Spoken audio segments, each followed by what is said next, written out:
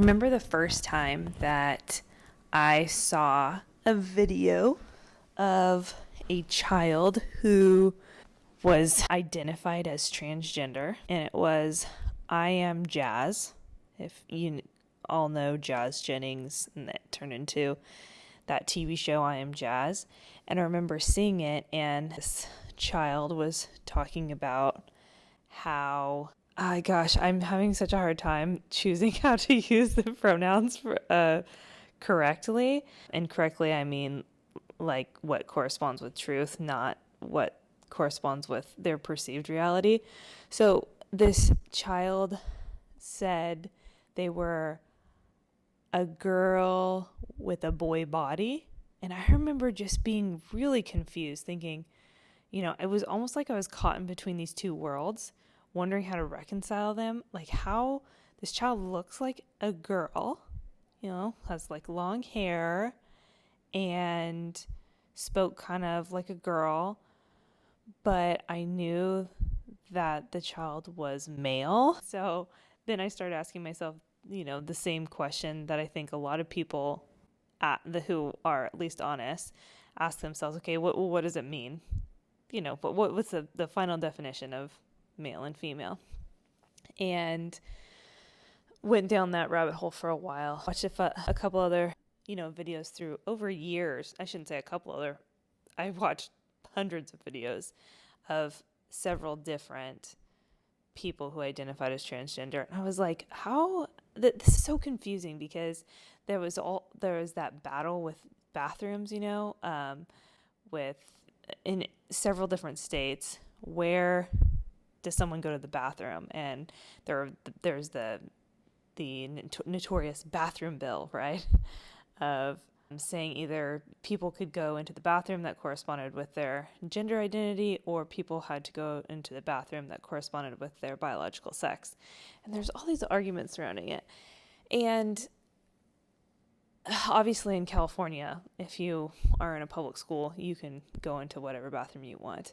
California doesn't hold to a correspondence view of truth, which means that truth is what corresponds with reality, an objective reality, not a perceived or a standpoint epistemology type of reality.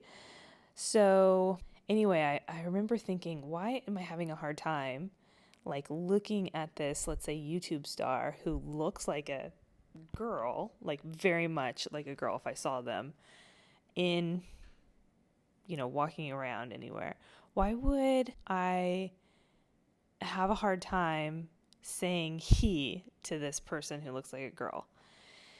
Well, I mean, there's just the basic reality that there are males and females, and anything that looks like a female that takes on those secondary characteristics of a female, I'm going to assume is a female. Now, most of these, pretty much anyone who I've ever seen that actually looks female and is an adult has had to go through some type of either surgery, even cosmetic facial surgery, or they've had to take hormones, cross-sex hormones, and suppress their natural hormone secretion.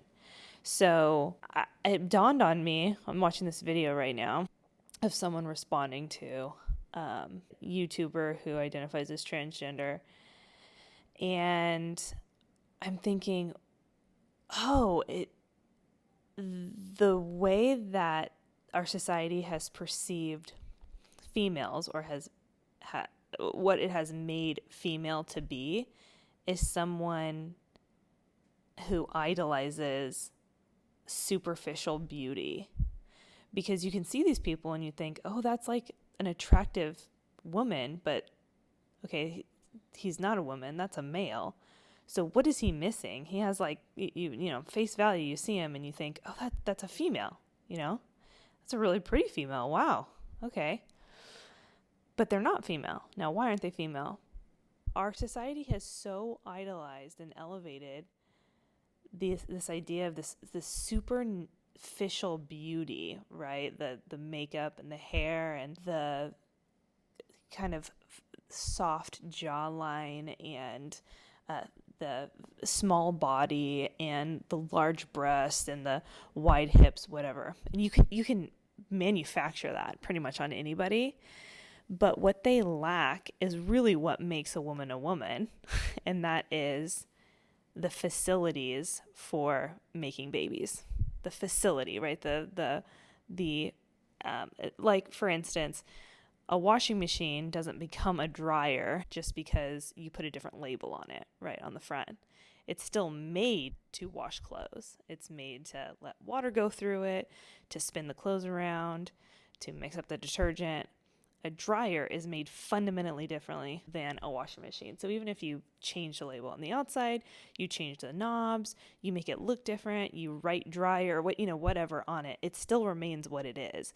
So it's interesting because our society and even so many Christians have devalued so much what it means to be female, because we've said, well, being female is so much more than being able to have kids or having kids. And I'm like, no, that's pretty much the most amazing thing. What makes a woman is having the facility to have children. And hopefully that potential is realized in the vast majority of women, that they're able to reproduce and have children. That is the fundamental difference. And that is exactly what every transgender, or let's say self-identified transgender female, lacks, is the facility for baby creation.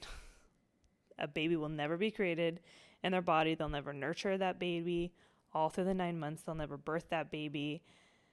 Never. It will never happen. They'll never nurse that baby for year or years, however long. That will never be the case.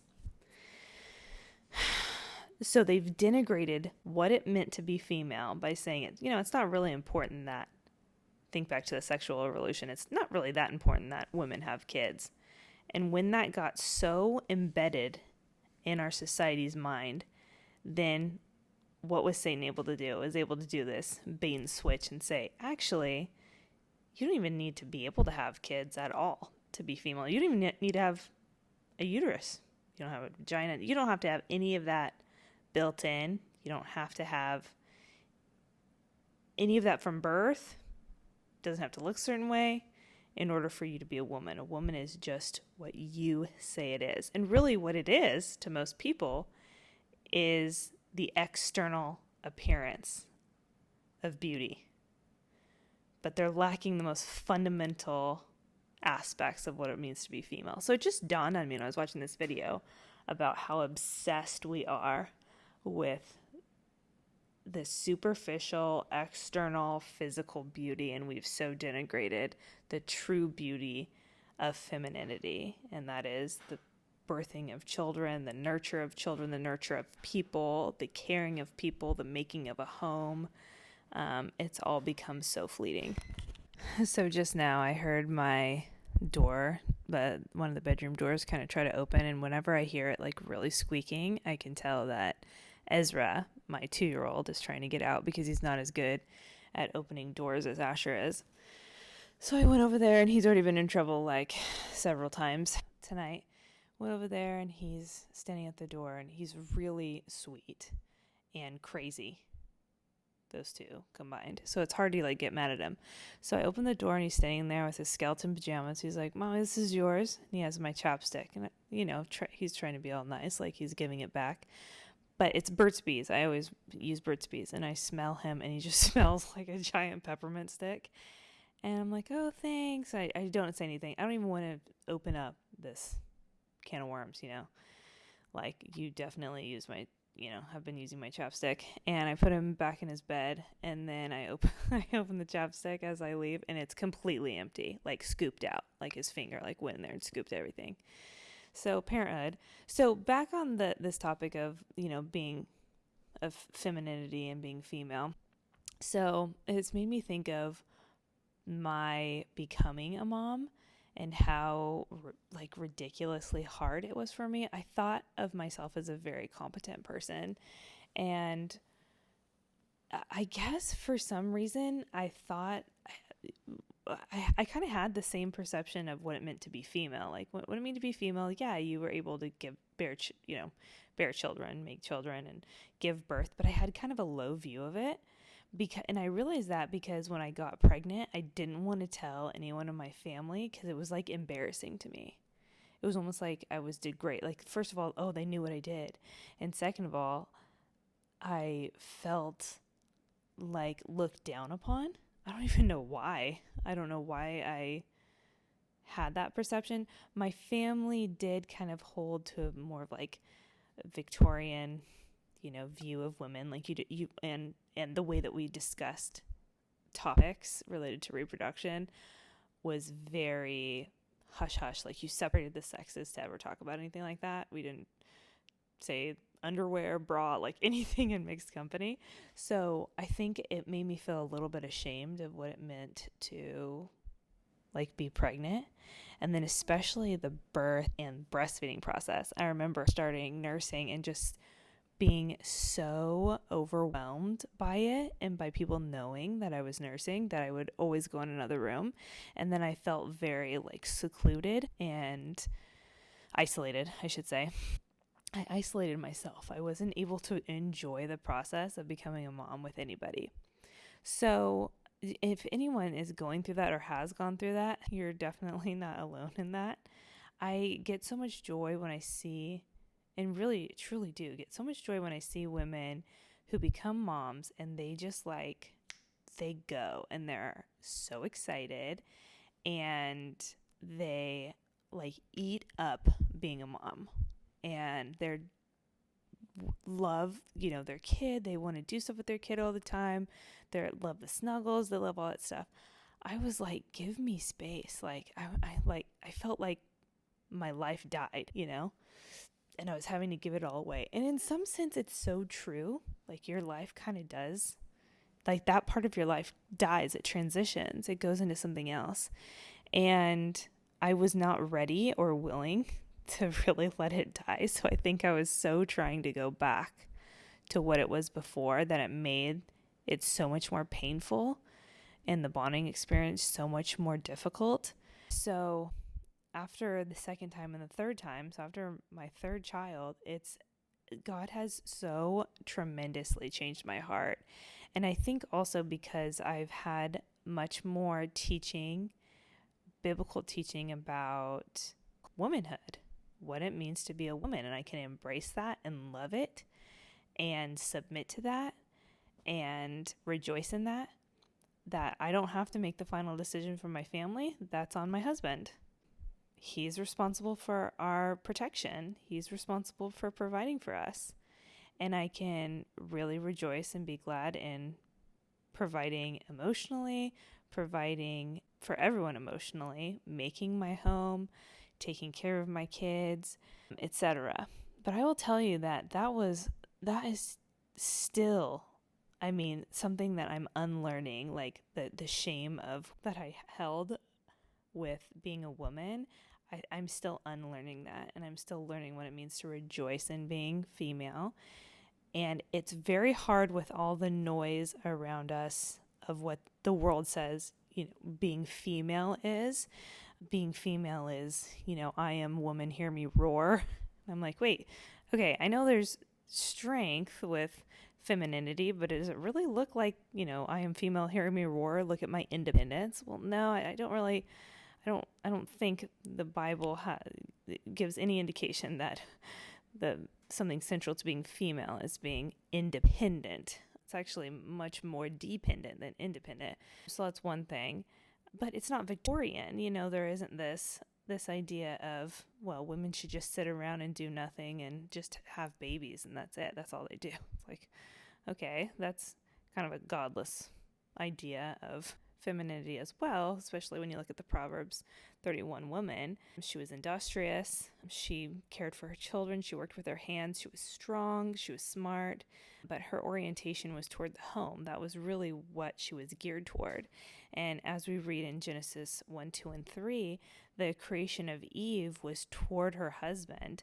Adam was made from the dust, and his work, his orientation, his what he was supposed to accomplish, what God set him out to accomplish, was toward the dirt. It was toward work. It was toward subduing the land. And Eve was made from the side of Adam, and her orientation was toward him, toward helping him in the process of him accomplishing his task. So it has so shaped the way that I've thought, because even in the ministries that I grew up in, not so much my church that I grew up in, but the ministries that I was in later in college were much more egalitarian and didn't have any type of defined roles for different for men and women.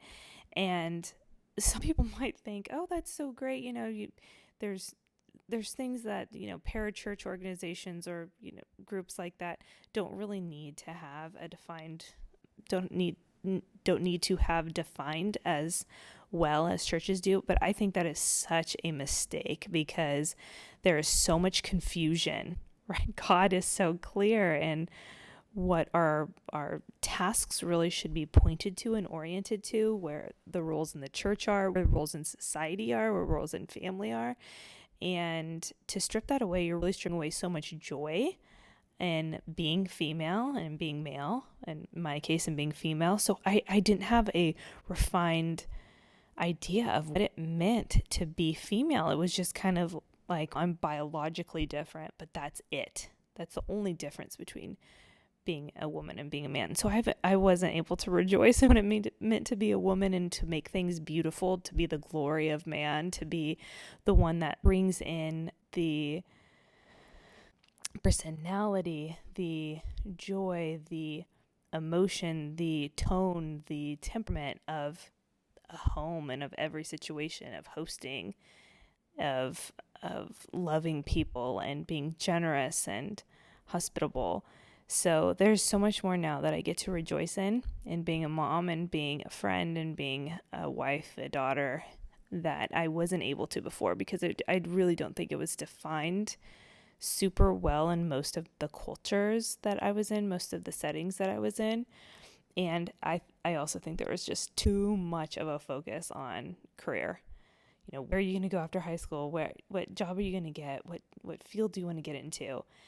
And that really should be reserved much more. I'm not saying exclusively, but much more for men. That should be a question that men are asked much more than women. I so wish I was trained in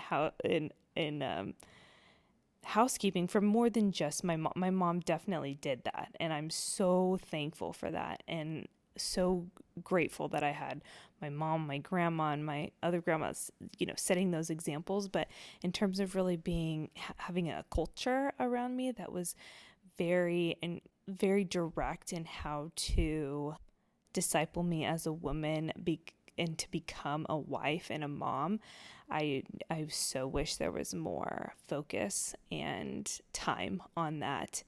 And I really hope to do that with my daughter and the people that I'm around, the younger women I'm around.